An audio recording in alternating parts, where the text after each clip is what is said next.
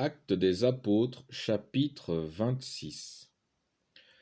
Agrippa dit à Paul: Tu as la parole pour te défendre.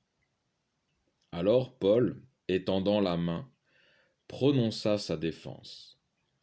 Je m'estime heureux, roi Agrippa, d'avoir aujourd'hui à me défendre devant toi de toutes les accusations portées contre moi par les Juifs.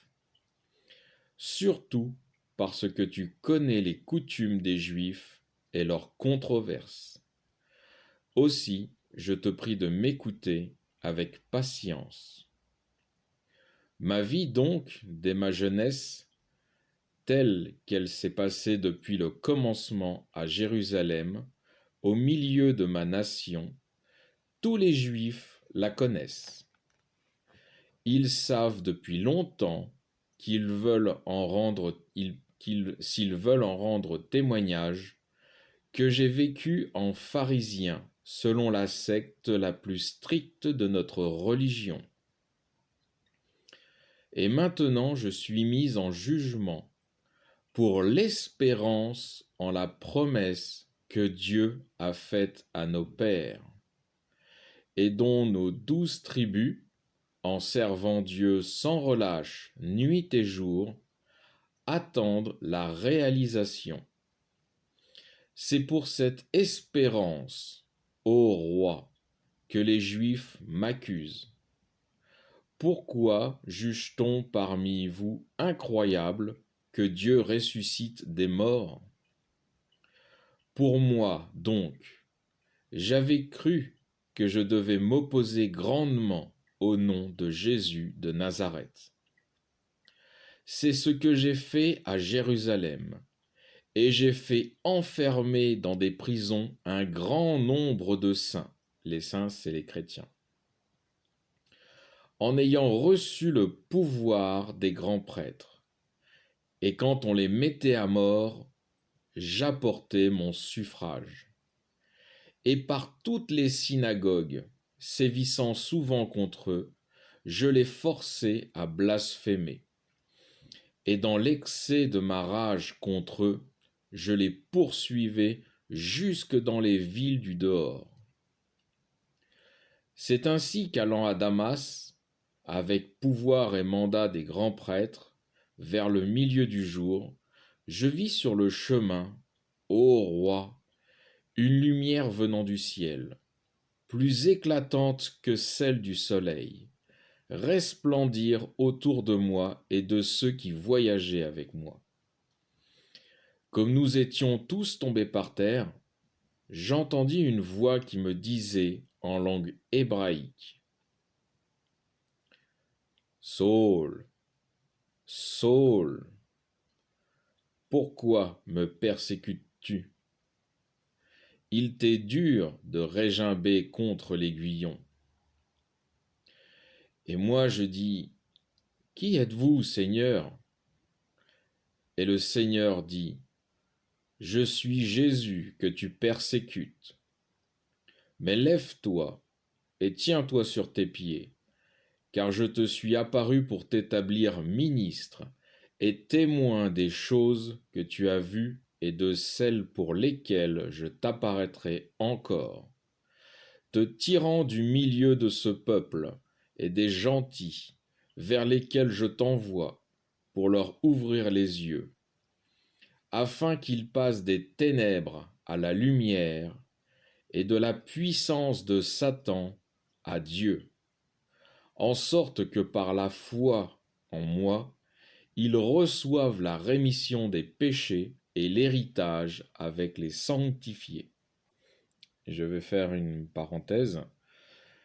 Dieu le Père, par son amour pour les êtres humains, a payé la rançon du péché par le sacrifice du Seigneur Jésus et a permis ainsi à tout être humain, et particulièrement aux gentils, qui étaient sous l'autorité de Satan, de se ranger comme Israël sous l'autorité de Dieu, et ainsi avoir part à l'héritage céleste. Car il n'y a pas de part pour les païens dans l'héritage terrestre. Je poursuis la lecture, verset 19. Ainsi, roi Agrippa, je n'ai pas désobéi à la vision céleste, mais à ceux de Damas d'abord, puis à Jérusalem, et dans tout le pays de Judée. Et parmi les gentils, j'ai prêché de se repentir et de se tourner vers Dieu en pratiquant des œuvres convenant à la repentance. C'est à cause de cela que les Juifs se sont saisis de moi dans le temple et ont essayé de me tuer.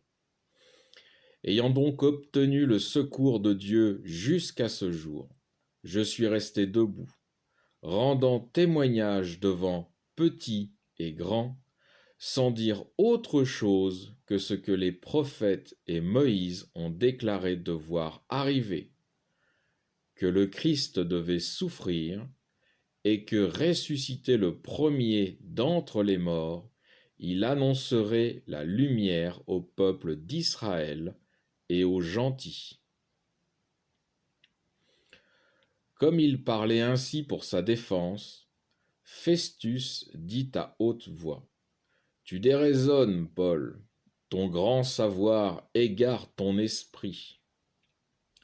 Et Paul: je ne déraisonne pas, très excellent Festus, dit-il, mais je parle le langage de la vérité et du bon sens. Car il est instruit de ces choses, le roi Agrippa, à qui aussi je parle avec assurance. Je ne crois pas en effet qu'il en ignore aucune, vu que cela ne s'est pas passé dans un coin. Crois-tu au prophète, roi Agrippa? Je sais que tu y crois. Agrippa dit à Paul: Peu s'en faut que tu ne me persuades de me faire chrétien.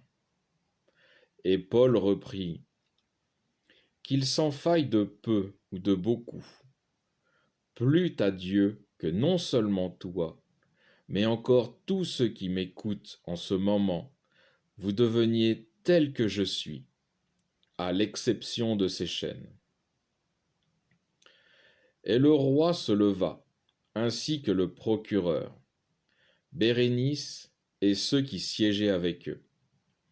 Après s'être retirés, ils se disaient les uns aux autres: Cet homme n'a rien fait qui mérite la mort ou la prison.